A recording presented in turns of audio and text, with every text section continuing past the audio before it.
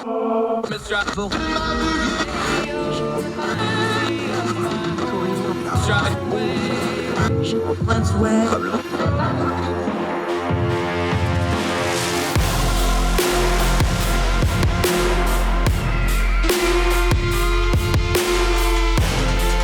your host, Andrew Donaldson. This is Heard Tell.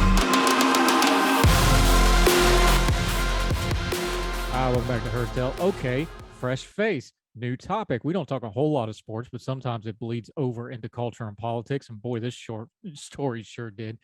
He's a contributor at ordinary-times.com. Also writes a couple other places writing about football and things like that. Good guy. Occasionally makes pizzas. Sometimes he even gets paid to do so. Good guy about food also. Ben Sears, how are you, my friend? Doing very well. Thank you for having me on. Thrilled to have you on. You're writing in Ordinary Times. Okay, let me just tee it up this way. So you have 2 of the 5 national championship holding coaches in college football basically going at each other in the media. This doesn't happen a whole lot, but when it does, this has been pretty spectacular. Turn the noise down for us. What's going on here? Because we have Nick Saban, we have Jimbo Fisher, used to be buddies. They're from the same part of the country. There's a long history between these two fellers. But turn down the noise for us. What's actually going on here and what got it to the point that it's actually crossing over into regular media now? Well, the funny thing is that you say they used to be buddies. Back in LSU, and I can't remember if it was 2003 or 2004, but either way, they won a national championship together. Jimbo was the offensive coordinator for Saban, and they did quite well. A couple of days ago, Jimbo's calling Saban a narcissist, telling him despicable, saying that everybody that he's ever worked with would kind of back him up on this, and saying that there's a reason why he'd never work with him again. Unfortunately, you can go to 2018 and you can see Jimbo waiting for an hour outside of the locker room for the national championship Alabama team to say what a great job Saban did and to congratulate him. This is a weird situation. I've not seen, you don't want to say popcorn time, but I've not seen 2 guys go at each other like this. And Sankey, the SEC commissioner, seems to have shut it down. It was about to get better when Lane Kiffin was scheduled for the Dan Patrick show, and you can only imagine where that would have gone, because Lane Kiffin is one of the more interesting voices, specifically because he doesn't say what he's supposed to say. One of the most interesting voices in college football. And then on top of that, you have the unaligned now Steve Spurrier, who came in and said, basically, Saban didn't say anything that was untrue. Saban said specifically what happened. So you've got this weird situation where Jimbo Fisher is having a very, very bad reaction to people pointing out that what he did is what he did, and it was legal and it was fine. It's just not exactly the spirit of the law, but nobody's saying he broke any rules. He's saying that Saban is accusing his players of breaking the rules, but my reading is that that's just not the case. Now, of course, we're talking about the ability of players to license themselves. This has completely changed college sports because now there's a ton of money. The accusation, you took to it in your piece in ordinary-times.com. The accusation has been as well, it's always been this way. Now it's just going to be out in the public and we're going to know who's paying who. You kind of detailed this article to the people who thinks the whole system's corrupt. I'll be honest, I'm one of them. We have the long running joke with our LSU friends of they ask what kind of season they're having. I was like, I don't know what's your salary cap this year. This is stuff that's been going on for years. Let's just be adults here, especially in the SEC. Everybody accuses everybody. There's been some really ugly investigations into specifically SEC schools over the years. We can go back further before yours and mine day. Of course, Southern Methodist and the death penalty and all that. We know there's a lot of ugly stuff in college athletics. We know money is the root of a lot of that ugly stuff. Is that the case, though? Is it just all corrupt and everybody's getting paid, or is the truth a little more nuanced than that? I just don't think it's as corrupt as people think. I'm not saying it's not corrupt. I do think that there's money exchanging hands. There's people enticing people to go to places where they otherwise wouldn't go to. But as I wrote in the Ordinary Times piece, imagine you're a college player who thinks you're going to be the greatest pro ever, and it just doesn't work out. What's your second option? And your second option to me would be to go to sports broadcasting.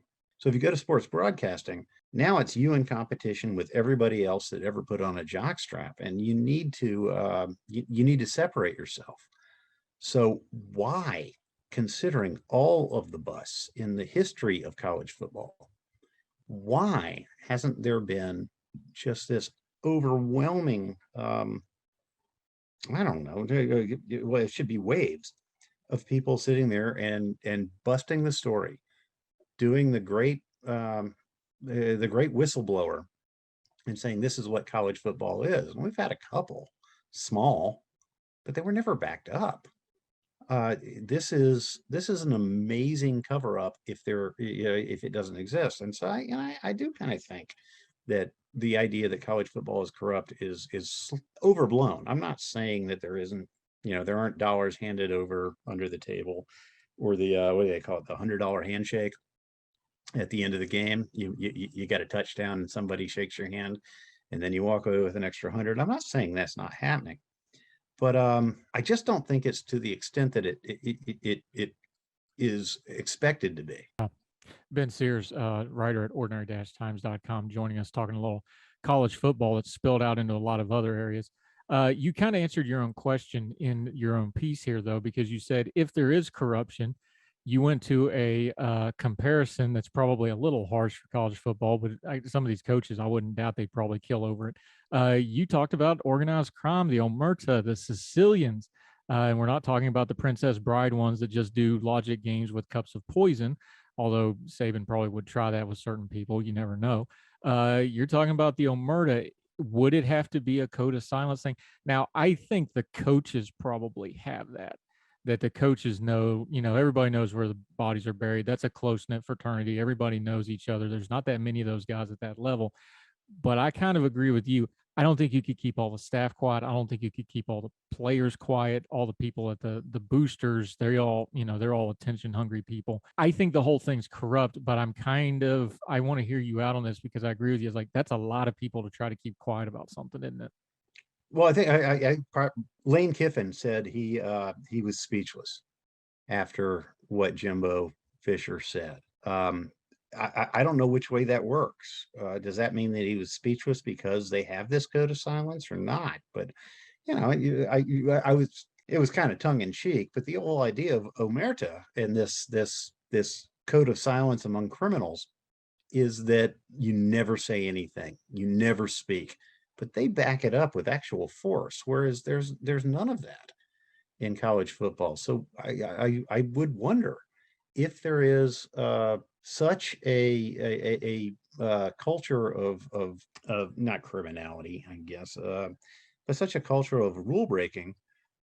Why hasn't it come out? It doesn't make sense to me. You've got so Kiffin comes out and says he's speechless. I think the greatest interview that we'll never see was Kiffin booked for the Dan Patrick show, because Kiffin wanted to speak the Saban versus Fisher argument, and Sankey, the SEC commissioner, shut that down. He came in. He said this argument ends, and it's probably for the right, but I would have loved to have heard that. I just don't think that that the Sicilian Omerta comes close to what we've got right now in the SEC or college football, period. We'll continue with our friend Ben Sears, more about this Nick Saban, Jimbo Fisher, college football and culture thing right after this. It's Herd Tell continues.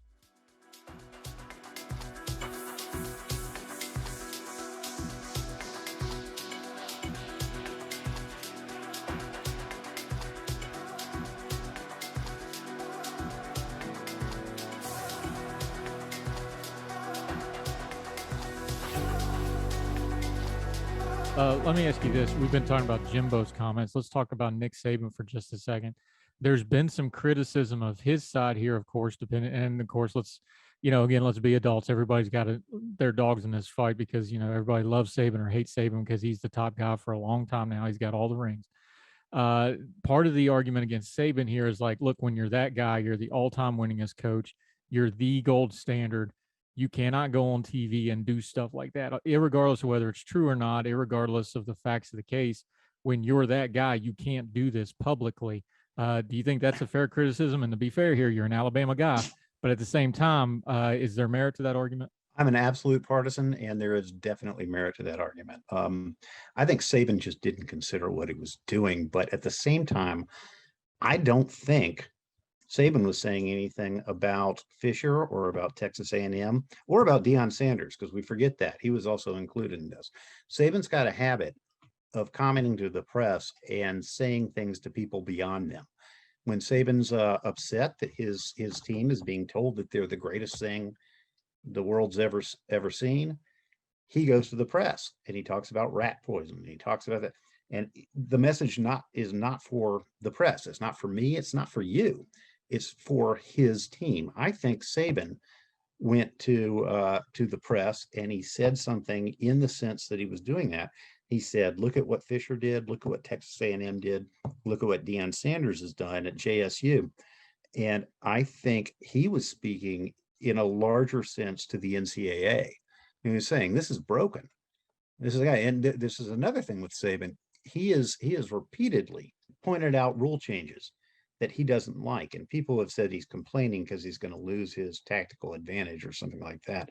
But instead, what's happened? I mean, you look at the transfer portal.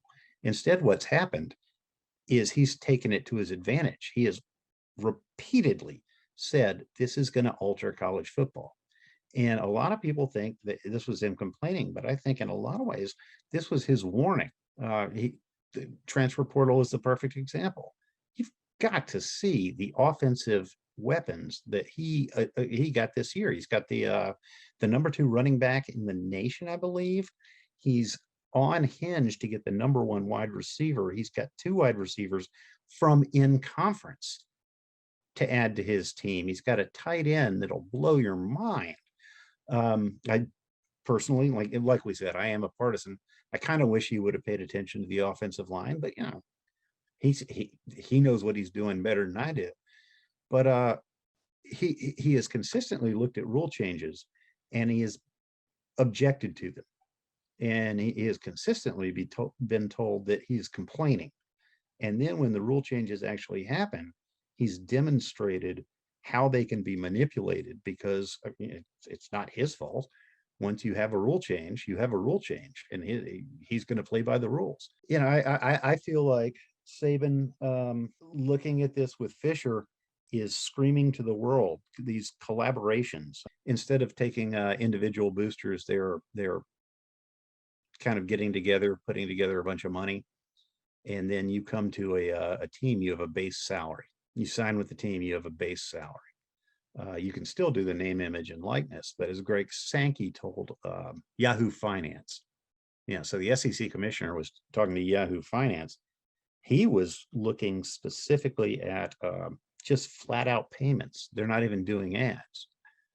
And that's paper thin, because all they have to do is say, come spend 5 minutes at this car dealership and smile. Here's a picture. And now you've done an ad, and you can pay somebody whatever they want. I think Saban was, again, giving out a warning, because from what I've read, Alabama's putting together their collective. Yeah, and we saw this with USC too, which has been mopping the floor with people with the transfer portal, which, again, nothing against Oklahoma, but LA, Oklahoma, college football, you've been writing about college football for a long time.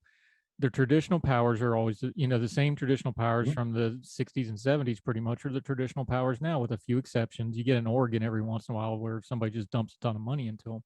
But, USC, Ohio State, Alabama, these are the traditional powers. And when you give the kids the option, which is what these are doing with the transfer portal and now the money on top of it, how much of this is just math of like, hey, the bigger the name of the school, the more money I'm going to make?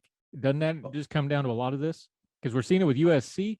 We're seeing what Miami's starting to get good. I bet you Miami doesn't have any trouble getting kids in the transfer portal. You go, and I'm look. I don't like Miami. I'm an old Big East guy. You know, I was at the game when Randy Shannon got hit with a trash can. I was standing 20 feet from it. Okay, like I don't.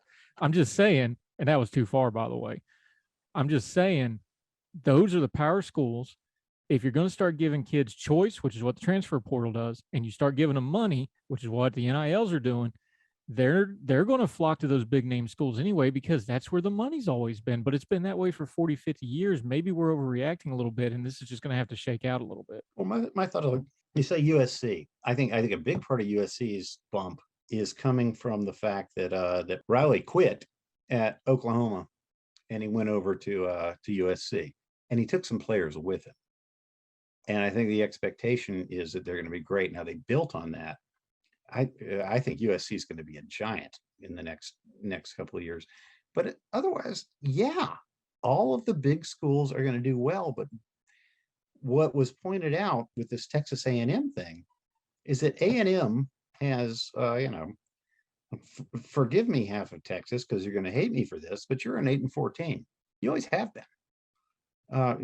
There are the occasional years where something's great. So how did you do this? How did you sign the #1 recruiting class in the nation? How did you pull the 2 top recruits out of Tennessee, where you've only pulled 2 recruits out of Tennessee in the history of your program? How did it? And this is the most interesting. There's a defensive tackle. God, I think his name is Nolan. Okay, so a defensive tackle, the #1 defensive recruit in the nation, is from the Memphis area. I can't remember if he was on the Mississippi side, but anyway, it was the Memphis area. And suddenly his dad gets a job in Knoxville. And oh my gosh, we all know he's going to go to Tennessee. You know, college has an awful underbelly, but we're looking at it and we're seeing it. It's like, all right, probably can't prove it, but somebody pulled some levers, and this is going to get this kid to sign from Tennessee, and then he doesn't. So whatever it took to get this kid from Memphis to move 400 miles away with his family on the eve of his signing was not enough to keep him from signing with College Station at Texas A&M. And Texas A&M, you know, they were above board. This is why this Jimbo Fisher thing is so weird. They were above board. It looks like they spent about $25 million getting players to come there, and they say they didn't buy them.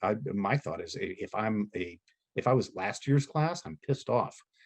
I'm like that AT&T customer that says, "Well, why don't I get a free phone?" Because you're attracting new customers.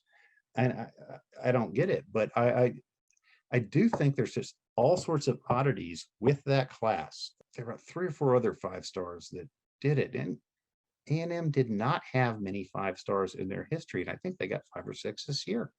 Yeah, what but changed? again, the money, that's all allowed now. There's nothing illegal there. They're not cheating, and that's the whole trick to this thing, is because everybody's like, well, they paid them. And we're all kind of ingrained to be like, oh, you're not supposed to pay players, but this is all completely allowed now. And I think they're going to crack down after this year. I think they're going to start putting some bumper rails on this, like the bowling alley. They're going to have to. But right now it's the Wild West. Jimbo didn't do anything wrong here. So it's kind of like, all right, Saban lost his mind, Jimbo lost his mind, but there's really no wrongdoing, at least letter of the law wise here. Well, see, that's what is so weird about this to me is Saban flat out said,